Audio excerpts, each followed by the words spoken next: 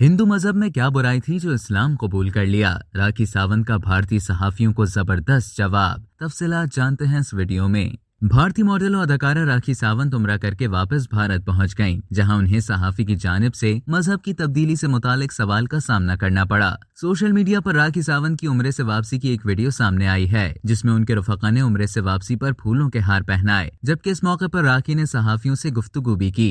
Airport पर राखी से एक मुकदमे से मुतालिक सवाल हुआ, जिस पर उन्होंने कहा कि मुझे कुछ नहीं पता, मैं अभी उम्रा करके आई हूँ, मैं बहुत पाक जमीन पर गई थी, कौन क्या ड्रामा कर रहा है मुझे नहीं मालूम। वहां मौजूद एक लड़की ने चिल्लाते हुए राखी से पूछा कि हिंदू धर्म में क्या बुराई थी जो आपने उसे छोड़कर इस्लाम कबूल कर लिया। इस सवाल पर वहां मौजूद दीगर सहाफी भी कहने लगे कि राखी जवाब दो।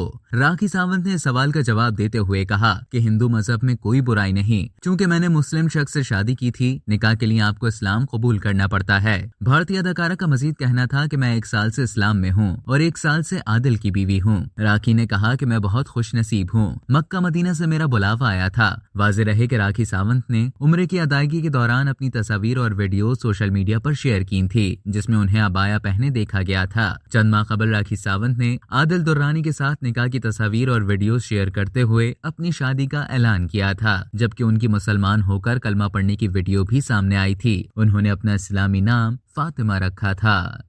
अब तक के लिए इतना ही। मज़ीद खबरों और न्यूज़ अपडेट्स के लिए डेली जंग के YouTube चैनल को सब्सक्राइब करें और Facebook के पेज को लाइक करना ना भूलें।